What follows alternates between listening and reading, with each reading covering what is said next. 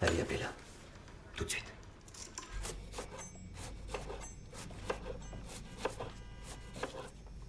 Tu es sûr que tu veux t'infliger ça? Quand nous entendions ces nouvelles épouvantables d'Europe, est-ce que tu te souviens à quel point nous étions choqués? À quel point tu étais horrifié? Je me le pardonnerai jamais si je rate cette occasion d'assister au procès.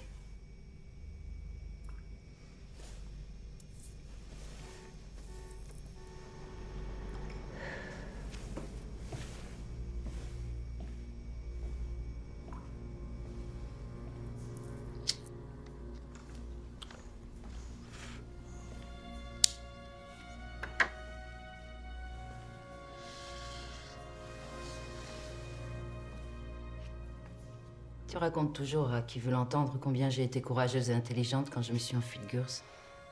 Et tu l'as été, mon cœur. Beaucoup de femmes sont restées sur place parce qu'elles craignaient que leur mari ne les retrouve pas si elles quittaient le camp. Je t'aurais retrouvé de toute façon. Peut-être que non. Tant qu'il a fait chaud cet été-là, on a toutes gardé l'espoir que bientôt cet enfer serait fini. Et puis, à force d'attendre, de plus en plus de femmes se laissaient aller et ne se peignaient plus. Elles ne voulaient plus se laver. Elles restaient couchées sur leur natte de paille. J'essayais de les stimuler un peu, parfois sévèrement, parfois avec gentillesse. Mais un jour, ou plutôt un soir, il avait plu toute la journée sans discontinuer, les nattes de paille s'effilochaient.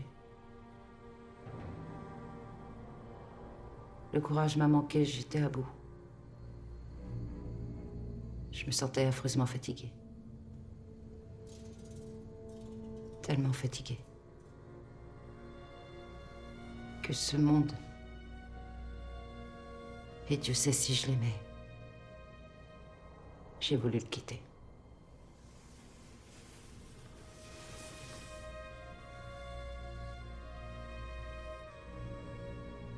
Et à ce moment-là, je t'ai imaginé en train de me chercher partout et de me trouver.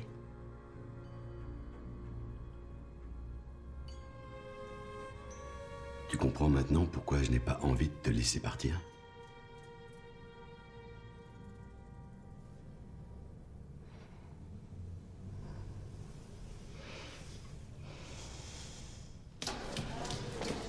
Soumis congratulationibus. Anna, félicitations. Tu as juste demandé et ils ont répondu oui. Ils ont répondu oui, aussi simple que ça. Pour un génie comme toi, évidemment, tout est simple. Oh, tu ne crois pas que tu en fais un peu trop? J'espère que vous continuerez à donner vos cours. Vous serez tous chez moi ce soir quand toute la tribu sera réunie. Tu sais, je dois avouer que j'appréhende un peu ce voyage. J'aimerais beaucoup t'accompagner. Oh, j'adorerais que tu viennes, ça me rassurerait. On verra quand on aura les réponses. Vous cherchez du feu, madame? Ah oui, mais enfin... Merci. Je vous en prie. C'est vrai que moi, je ne pas anticipé, mais... Non.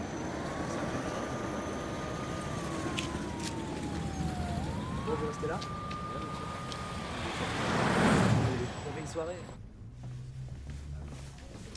Nixon est d'ordinaire aussi buté qu'un bulldog, mais là on ne l'entend pas, on dirait un élève timoré qui est en manque d'affection. Il en est à solliciter l'assentiment de Kennedy. Nixon est un faucheton. C'est de la stratégie. Tout ce qui lui importe, c'est sa carrière. C'est pour cette raison qu'il va gagner. Non, Nixon est un calculateur. Mais Kennedy est jeune et charmant et passionné. Et c'est ça qui est important quand le bateau rend l'eau. Non, Anna, quand il prend l'eau avec un P. Ah, c'est certainement Hans et Lheureux. Si tu veux, quand il prend l'eau. Anna n'a jamais été douée pour les expressions toutes faites. Si vous voulez tant l'entendre parler comme on joue du Mozart, allez écouter ses cours. Elle aime beaucoup que je la corrige. C'est impossible. Nous ne parlons pas de la même personne. Le train avait un peu de retard. Oui, bien sûr. On est Ils sont désolé. déjà tous là? On connaît tous cette excuse. Entrez, oui, tout le monde est déjà là. Viens par ici.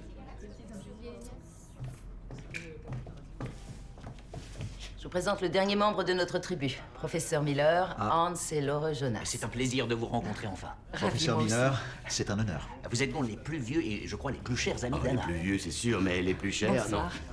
Heinrich est beaucoup plus vieux que moi. Et beaucoup plus beau. Est-ce que vous êtes connu en Allemagne?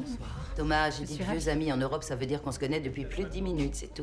Dans les années 20, ils étaient tous élèves de Heidegger, le fameux philosophe. Je souhaiterais ne jamais être cité dans la même phrase que ce lamentable nazi. S'il te plaît, on s'arrête. Alors, vous avez tous été les élèves de ce déroutant Martin Heidegger. Voilà, je n'ai même pas mon bac, moi, alors. Mais vous n'êtes pas professeur au Bard College? Quand le penseur est original, il n'a que faire des diplômes, professeur Miller. Absolument. À Anna, en l'honneur de son voyage à Jérusalem. Oh, c'est gentil, Hans. C'est tout sauf un voyage touristique, Hans. L'hôte champagne!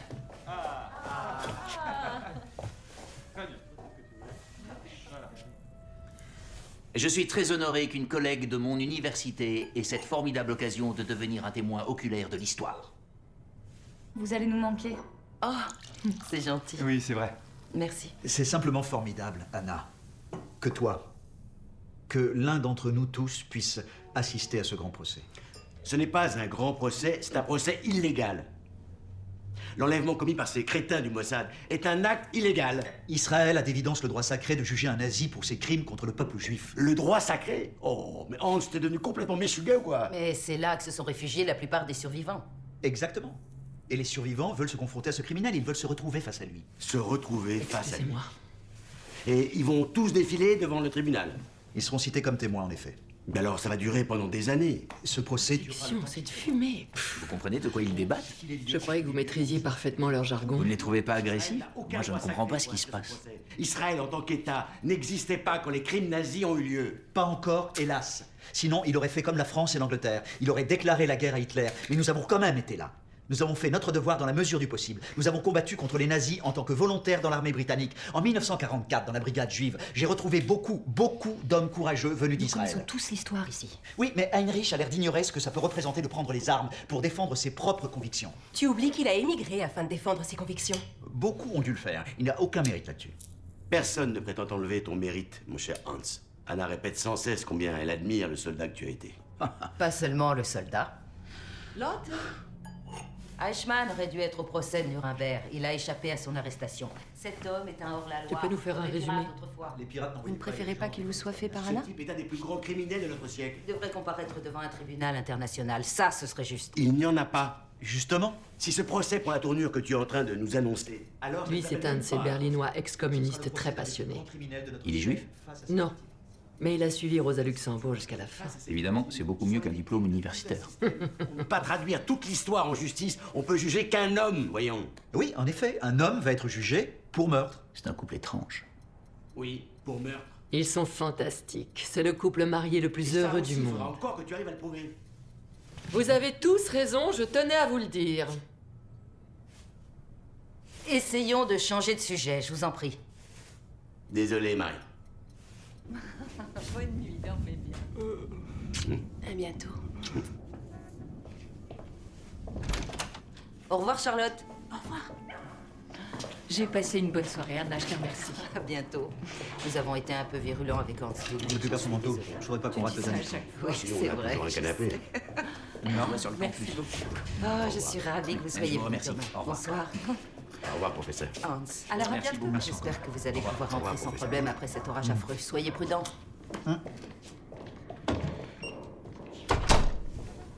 Oui, j'éprouve un malin plaisir à le voir se mettre en rogne et à sortir de ses gonds, ce cher Hans.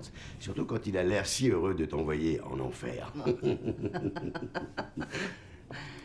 Oh. Toi, je te jure.